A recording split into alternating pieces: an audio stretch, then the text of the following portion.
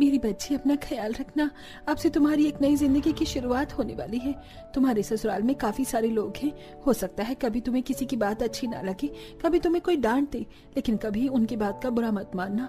वो जो कहेंगे करेंगे उसमें तुम्हारी भलाई होगी। जी माँ, आपने जो जो मुझे कहा है मैं उन सभी बातों का ध्यान रखूंगी माँ। आप अपना ख्याल रखना। अपनी माँ से विदा लेकर शीतल अपने पति विनोद के साथ एक नई जिंदगी की शुरुआत करती है। कुछ ही देर में विनोद शीतल को लेकर अपने छोटे से घर जा पहुंचता है। विनोद का ये छोटा सा घर तकरीबन 30 लोगों से भरा था। पूरा परिवार अपनी नई बहू का काफी प्यार से स्वागत करता है। शीतल बहू, ये तुम डब्बे के अंदर क्या लेकर आई हो? हमने समधन जी से कहा तो सही था कि हमें दान दहेज में कुछ भी नहीं चाहिए।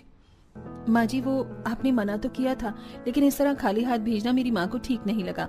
इसीलिए उन्होंने मुझे ज्यादा कुछ तो नहीं, लेकिन एक फर्राटेदार पंखा दिया है। ये काफी अच्छा पंखा है। तुम सच कह रहे हो? तुम पंखा लेकर आए हो दहेज में? ये तो काफी बढ़िया किया तुमने। वैसे भी इस एक पंखे में तो हमारा ठीक से गुजारा नहीं हो पाता था। चलो जल्दी से तुम्हारा नया पंखा खोल कर देखते हैं। रुक जाओ, तुम लोगों में तो सबर नाम की चीज ही नहीं है। कोई जरूरत नहीं है नया पंखा इस्तेमाल करने की। अभी चल तो रहा है पुराना पंखा, जब ये खराब हो जाए तो नया पंखा इस्तेमाल करेंगे। शीतल की दादी सास कलावती इतना बोल ही रही होती है कि तभी छत पर लगा उनका पंखा चलते चलते बंद हो जाता है। अरे, ये पंखा अपने आप चलते चलते बंद कैसे हो गया? कहीं बिजली तो नहीं चली गई? नहीं माँ, बिजली तो आ रही है। लगता है हमारा पंखा दोबारा से खराब हो गया।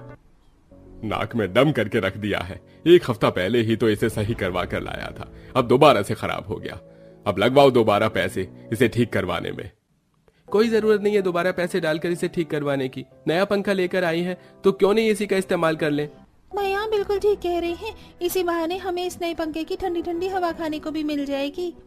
आतिश और कमलेश मिलकर पंखे को बाहर निकालते हैं और जैसे ही उसे चालू करते हैं तो नए पंखे की ठंडी ठंडी हवा के सामने पूरा परिवार मदहोश होकर बैठ जाता है। माँ, इस नए पंखे में से कितनी ठंडी ठंडी हवा आ रही है ना। हमारा पुराना पंखा तो बिल्कुल भी हवा नहीं देता था। मुझे तो इस नए पंखे की ठंडी हवा में नींद भी आने लग गई है। मैं तो चली सोने। शीतल, तुमने काफी अच्छा किया दहेज में पंखा लाकर। इस पंखे की हमारे परिवार को काफी ज्यादा जरूरत थी।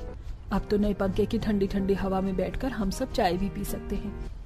अपने ससुराल वालों को इतना खुश देख शीतल भी काफी ज्यादा खुश थी और ऐसे ही 1-2 दिन गुजर जाते हैं।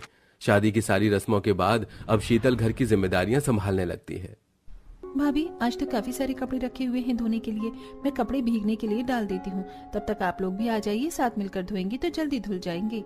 आज मेरा काम करने का बिल्कुल भी मन नहीं कर रहा है। शरीर में आज काफी दर्द हो रहा है।